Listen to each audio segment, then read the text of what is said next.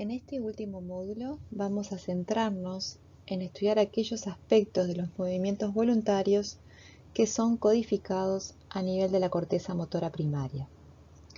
La corteza motora primaria juega un papel importante en la generación de comandos motores. Diferentes técnicas han permitido avanzar en el conocimiento en este sentido. En los años 50 se realizaron registros con microelectrodos implantados de forma crónica en animales alertas mientras que desarrollaban distintos tipos de comportamiento natural. Esta aproximación, que le permitió a los investigadores estudiar la actividad de neuronas únicas mientras los animales desarrollaban tareas comportamentales controladas, hizo grandes contribuciones a nuestra comprensión de los mecanismos neuronales que subyacen a muchas funciones cerebrales. Un microelectrodo también puede ser utilizado para realizar estimulaciones eléctricas débiles en pequeños sectores del tejido alrededor de su extremo. Cuando se usa a nivel de la corteza cerebral, esta técnica es llamada microestimulación intracortical. Estos métodos han sido complementados más recientemente con técnicas que pueden ser utilizadas en los seres humanos, como puede ser la imagenología funcional y la estimulación magnética transcraneal. A través entonces de estas técnicas es que se aclararon aquellos aspectos de los movimientos en los que participa la corteza motora primaria. La corteza motora primaria juega un papel importante en la generación de los comandos motores. En los años 50, varios investigadores comenzaron el uso de microelectrodos crónicos para registrar la actividad cortical de animales alertas mientras que realizaban diferentes tipos de comportamientos. En este caso se muestra uno de los experimentos realizados por Evarts, quien fue uno de los primeros en utilizar estos registros a nivel de la corteza motora primaria en monos mientras que realizaban distintos tipos de comportamientos.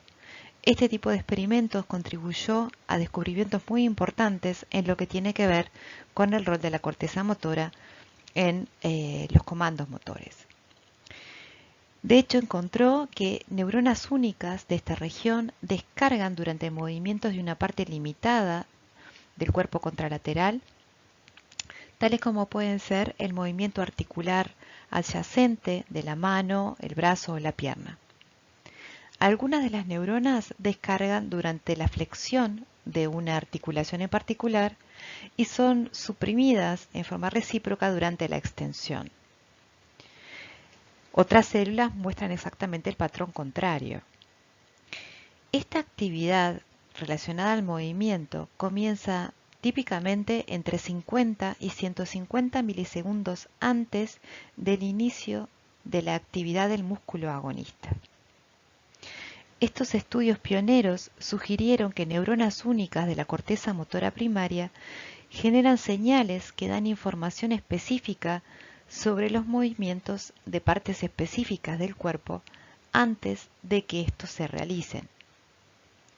En la figura se muestra cómo la descarga de una neurona individual del tracto piramidal varía con movimientos particulares de la articulación de la muñeca. La descarga de una motoneurona, la descarga de la neurona cortical con el axón que proyecta por el tracto piramidal es registrada, mientras que el mono hace una secuencia de flexión y extensión de la muñeca. Las tres partes de la figura muestran 3 ciclos consecutivos de flexión y extensión desde arriba hacia abajo. En el trazo que muestra la posición de la muñeca, la dirección de la flexión es hacia abajo y extensión hacia arriba. La neurona de la corteza motora descarga antes y durante las extensiones y es recíprocamente silenciada durante los movimientos de flexión. Esta neurona no descarga durante movimientos de otras partes del cuerpo.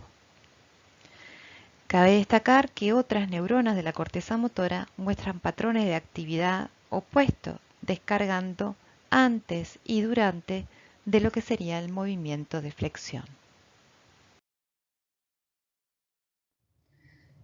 ¿Qué aspectos del movimiento son codificados por la descarga de neuronas de la corteza motora primaria?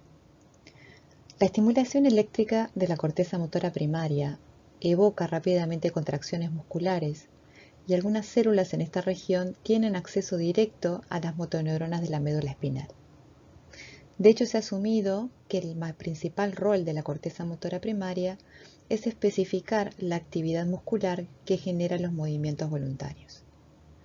Debido a que las contracciones musculares generan la fuerza que desplazan una articulación o una extremidad en una dirección en particular, una pregunta importante es si las neuronas de la corteza motora primaria señalan la forma espacio-temporal deseada de un comportamiento o las fuerzas y actividad muscular necesarias para generar ese movimiento. Esto es, las neuronas de la corteza motora primaria codifican la cinemática o la cinética de un movimiento voluntario. La cinemática se refiere a los parámetros que describen la forma espaciotemporal del movimiento, aspectos tales como la dirección, la amplitud, velocidad y trayectoria. La cinética tiene que ver con las fuerzas causales y la actividad muscular.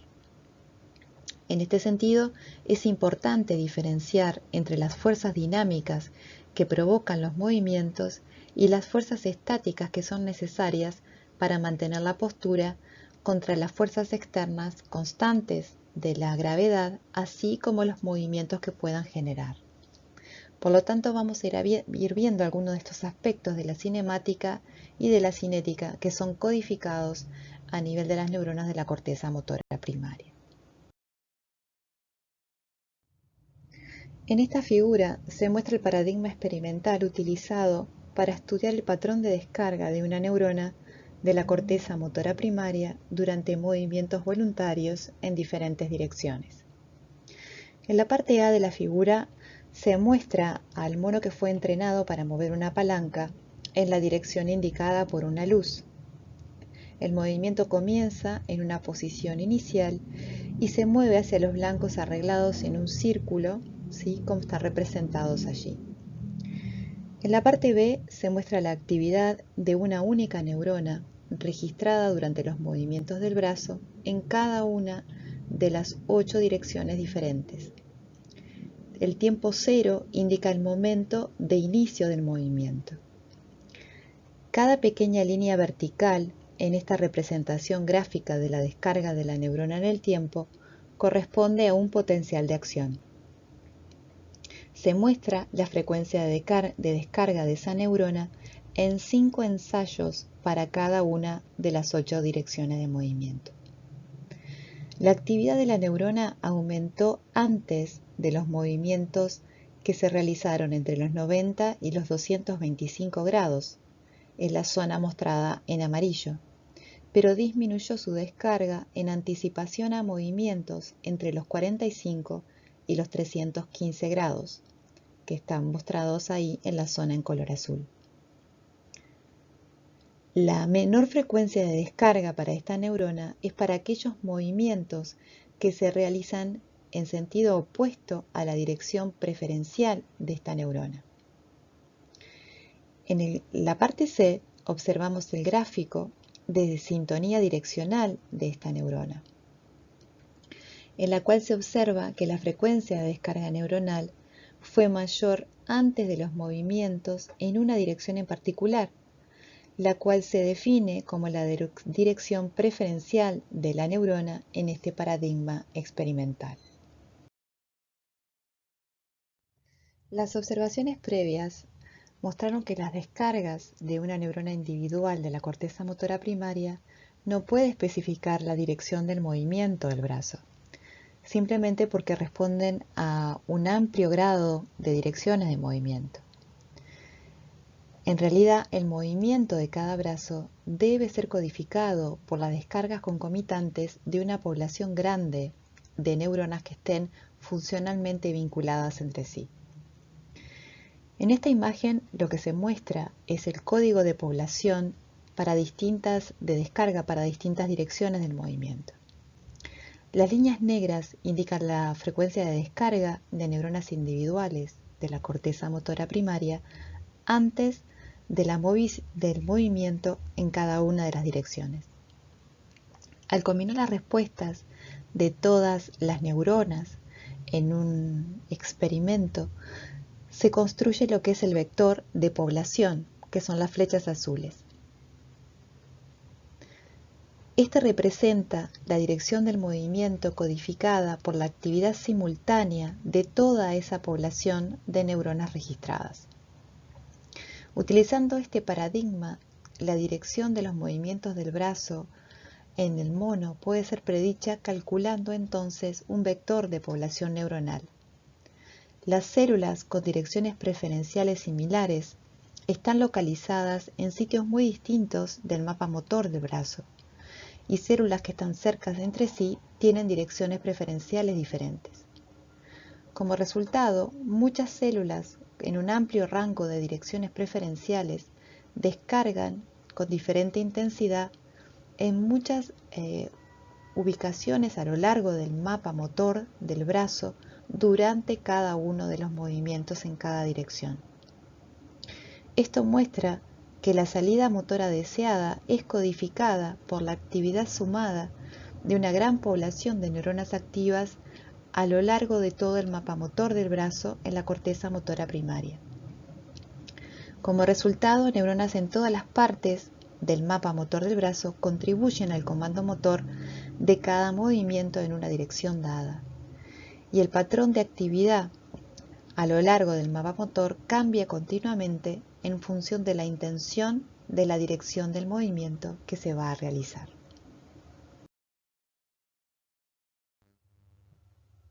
Con el fin de estudiar si la corteza motora primaria codifica la cinética o cinemática de los movimientos, Edwards realizó registros de neurona única, mientras que el animal de experimentación realizaba el mismo tipo de movimiento.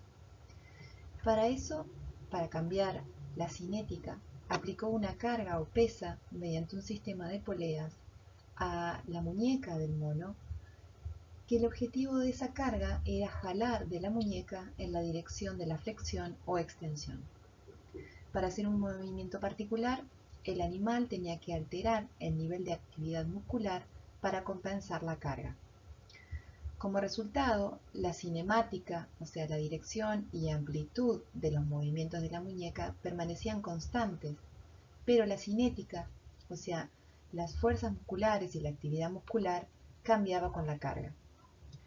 La actividad de muchas neuronas de la corteza motora primaria asociada con los movimientos de la mano y la muñeca aumentaron durante movimientos en sus direcciones preferenciales cuando la carga se oponía al movimiento, pero disminuían su descarga cuando la carga la asistía.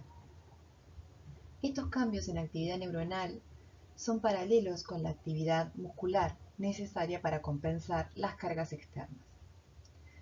Este fue el primer estudio que mostró que la actividad de muchas neuronas de la corteza motora primaria está más estrechamente vinculada a cómo un movimiento es realizado, o sea, la cinética del movimiento, más que a qué movimiento se realiza, o sea, a la cinemática correspondiente. En esta figura entonces observamos la actividad de una neurona de la corteza motora primaria y cómo ésta se correlaciona con cambios en la dirección y amplitud de las fuerzas musculares de los movimientos de la muñeca.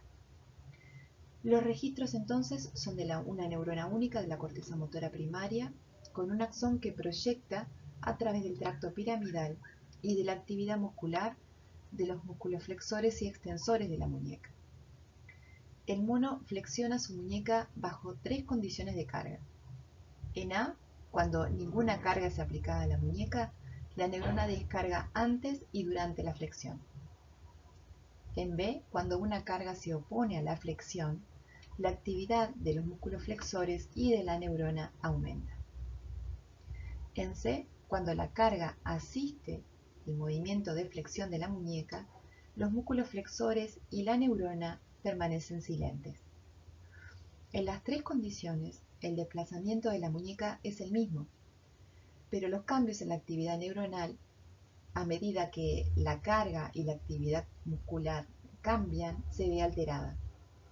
Así, la actividad de esta neurona de la corteza motora primaria se relaciona mejor con la dirección y el nivel de fuerzas y actividad muscular ejercidos durante el movimiento que con la dirección del desplazamiento de la muñeca.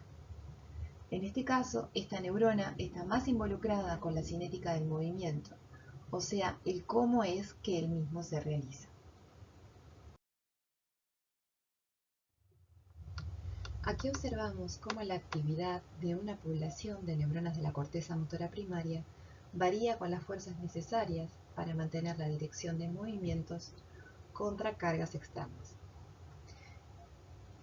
En esta representación vectorial de la actividad direccional de aproximadamente 260 neuronas de la corteza motora, representadas por las líneas negras, cambian mientras que el mono realiza movimientos hacia la izquierda o hacia la derecha. Los vectores en el sector central representan la actividad cuando no hay ninguna carga a ese movimiento, mientras que los grupos de vectores representados en negro alrededor del centro representan la actividad de esas mismas 260 neuronas cuando una carga externa jala del brazo en las diferentes direcciones representadas allí. La ubicación de cada grupo, entonces, corresponde a la dirección en la cual la carga está jalando del brazo. El cambio en los vectores de población, representados por las flechas azules, alrededor del centro, indica la fuerza y, en general, el sesgo direccional de la actividad de esa población neuronal y cómo éste varía con la dirección en que la carga externa está jalando del brazo. Esta actividad va a cambiar para contrarrestar este efecto, aunque la trayectoria del movimiento sea exactamente la misma. Se muestra así entonces que una población neuronal responde alterando su frecuencia de descarga según sea necesario aplicar más o menos fuerza en la trayectoria de un mismo movimiento según la carga. Observen que los vectores azules son mayores cuando la carga es en dirección opuesta al movimiento que se debe realizar y mínima cuando la carga va en su misma dirección. Entonces, si observamos la figura, vemos que la actividad neuronal frente al movimiento del brazo hacia la izquierda o hacia la derecha contra las cargas que jalan del brazo está representada en distintas direcciones alrededor del centro. Cada grupo de trazos negros representa la actividad de cada una de esas 260 neuronas. Y las flechas azules es el vector de la población, representando la actividad de la misma para realizar el movimiento. Flechas azules más grandes entonces indican mayor actividad de la población neuronal para realizar el movimiento y viceversa. Otros estudios han examinado el tema de si la corteza motora primaria organiza la cinemática o cinética del movimiento utilizando tareas en las cuales los sujetos generan fuerzas isométricas contra objetos que no pueden mover. Se estudian en este caso la actividad cortical frente a fuerzas estáticas, uno de los componentes de la cinética de los movimientos. En este caso, la frecuencia de descarga de muchas neuronas de la corteza motora primaria se correlacionan con el nivel o intensidad de la fuerza ejercida en una tarea isométrica. El gráfico muestra la descarga tónica de varias neuronas de la corteza motora primaria para diferentes niveles de torque estático o fuerza estática ejercida en la dirección de la extensión de la muñeca. Otras neuronas de la corteza motora muestran una mayor actividad cuando el torque es ejercido en la dirección de la flexión de la muñeca, y entonces las funciones de la respuesta tendrían una pendiente opuesta, que en este caso no se muestra. Al menos en parte del rango testeado, estas respuestas se observan que varían en forma casi que lineal con el nivel de la fuerza estática ejercida sobre una articulación.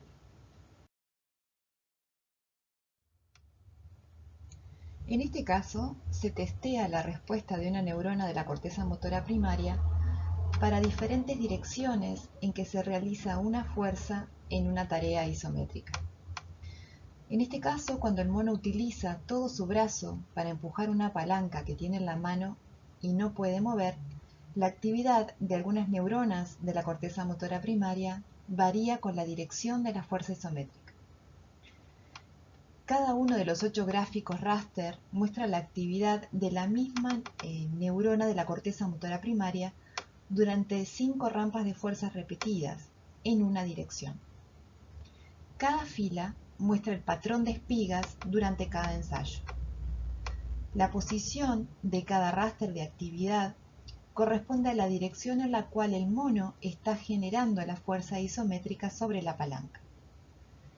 El inicio de la rampa de fuerza está indicado por la línea vertical marcada por la letra M.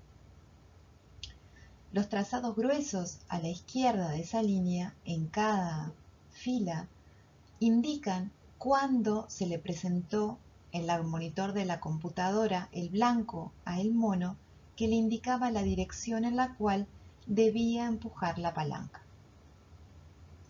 El gráfico polar central ilustra la función de sintonía direccional de la neurona como función de la dirección de las fuerzas isométricas, indicando que esta neurona aumenta su frecuencia de descarga cuando la fuerza isométrica se realiza en un rango de direcciones determinado. Estas dos últimas diapositivas, entonces, muestran evidencia de que la frecuencia de disparo de muchas neuronas de la corteza motora primaria se correlacionan con el nivel o intensidad, así como la dirección de la fuerza ejercida en tareas isométricas. Si volvemos a nuestra pregunta inicial acerca de qué aspectos del movimiento son codificados por la descarga de las neuronas de la corteza motora primaria, si codifican aspectos de la cinemática y de la cinética del movimiento, hemos visto evidencia entonces que estas neuronas sí codifican aspectos de la cinemática del movimiento, como cuando observamos que presentan una curva de sintonía direccional para lo que es la dirección del movimiento, y también aspectos de la cinética, tanto para las fuerzas dinámicas como para las fuerzas estáticas que el mismo puede realizar. Entonces vemos que estas neuronas participan tanto en el qué movimiento se realiza, como también en el cómo este mismo se lleva a cabo. En este esquema se muestra la secuencia jerárquica de activación de los sistemas motores.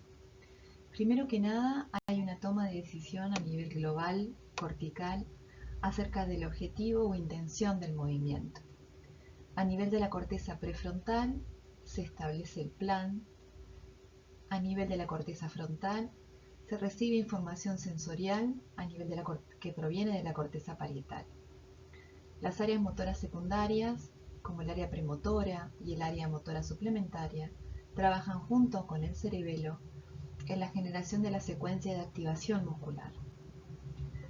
La corteza motora primaria, tronco encefálico y médula espinal van a producir las contracciones musculares para lograr el movimiento elegido y que se realicen los ajustes posturales necesarios. La corteza motora primaria, como vimos en correr de este último módulo, va a determinar la cinemática y la cinética del movimiento. De la cinemática vimos ejemplos de cómo participa en lo que es la codificación de la dirección del mismo y lo que tiene que ver con la cinética o fuerza a través de la activación neuronal, cuando las fuerzas son tanto de tipo dinámico como de tipo estático.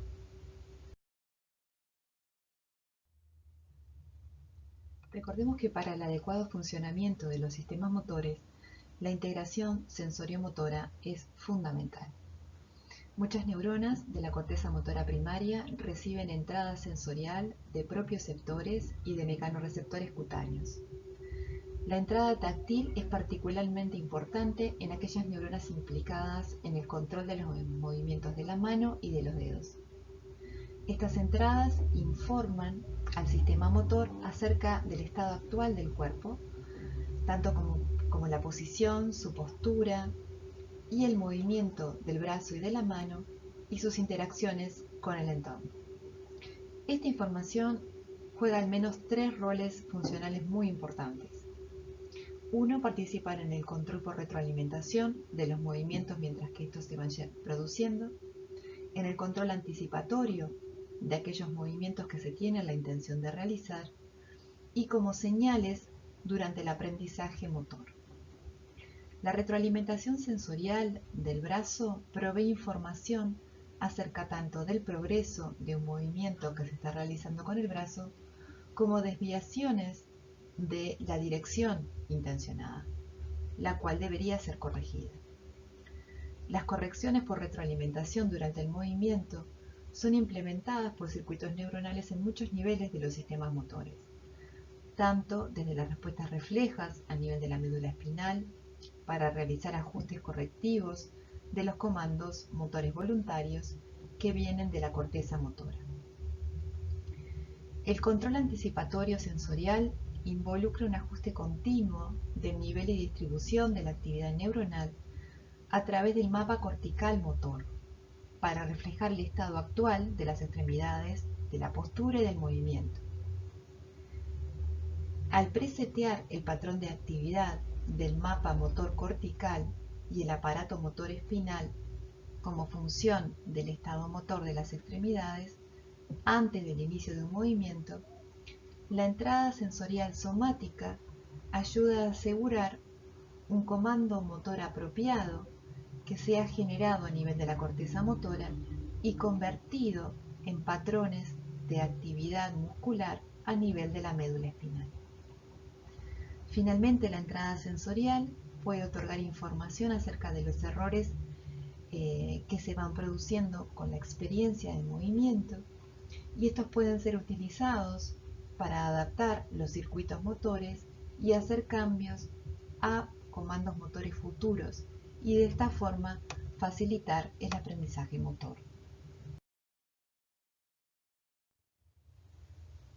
De manera característica, la actividad de muchas neuronas en la corteza motora primaria y suplementaria están fuertemente influenciadas por estímulos táctiles que provienen de la superficie lampiña, de los dígitos y de la palma de la mano.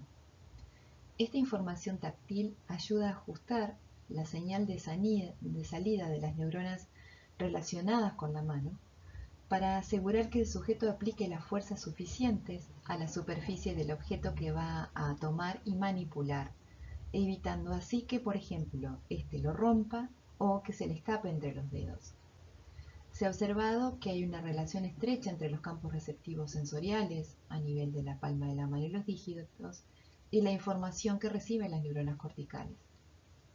En A se observa cómo la estimulación de la región de donde estas neuronas fueron registradas provoca la flexión de los dedos. En B, la actividad de la neurona de la corteza motora suplementaria se modifica frente a variedad de estímulos que le pueden llegar tanto por la modalidad visual como táctil, tanto a nivel de la mano como de la boca, para realizar los ajustes también en la salida motora.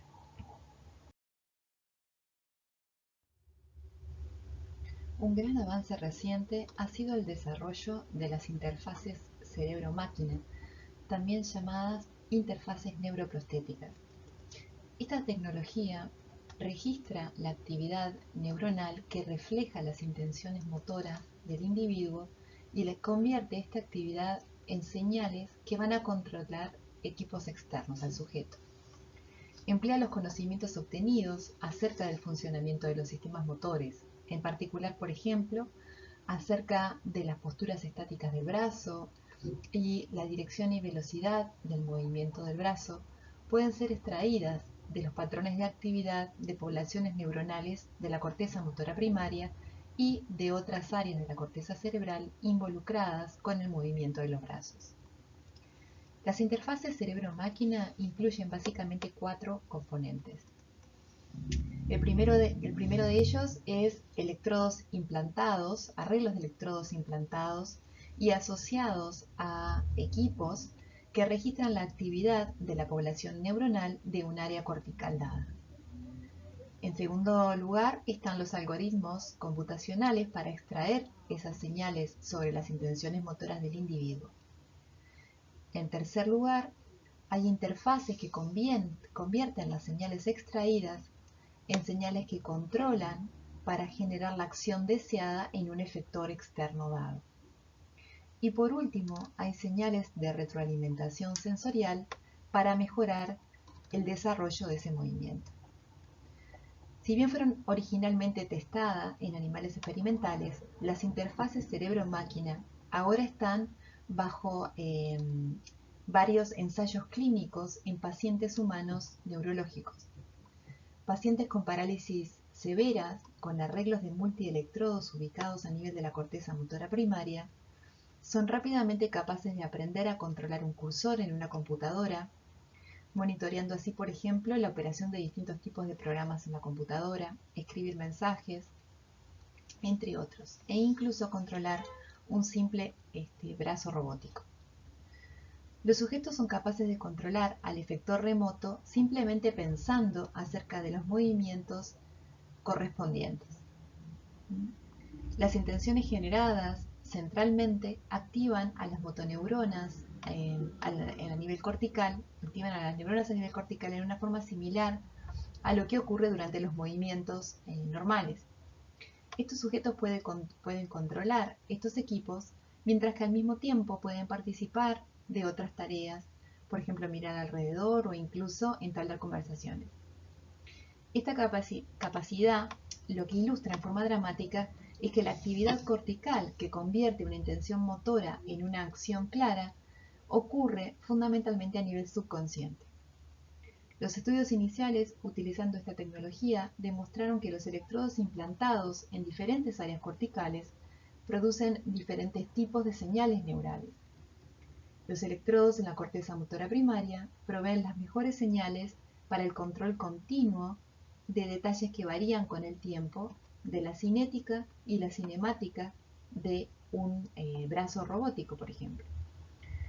Sin embargo, las señales que provienen de la corteza premotora y de la corteza parietal posterior pueden ser apropiadas para especificar las intenciones generales y el resultado deseado de una acción, como puede ser, por ejemplo, la ubicación final de un objeto, sin tener que elaborar los detalles de cómo lograr ese objetivo.